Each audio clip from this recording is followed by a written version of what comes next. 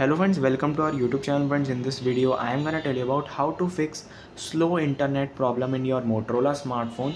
If you are downloading some things and is there data that is working very slow, so to fix it you have to open your control center. Firstly open aeroplane mode for 10 seconds. After that you have to turn off this will refresh your internet connection. Then friends you have to click on settings. Then friends you have to just scroll down in your settings, click on apps, click on see all applications. Here you have to click on search, right here Google Play services. Click on storage and cache, clear data.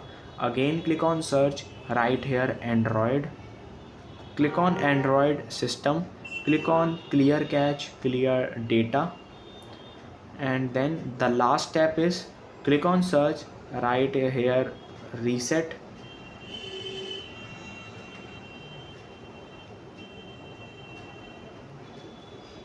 So click on search, right again reset options. So friends, here it is, tap on here, click on this. You can see here it is reset mobile network settings and reset app preferences. So firstly click on reset network setting like this, and you can see network settings has been reset successfully.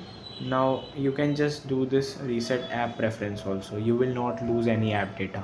So this will solve your slow internet problem.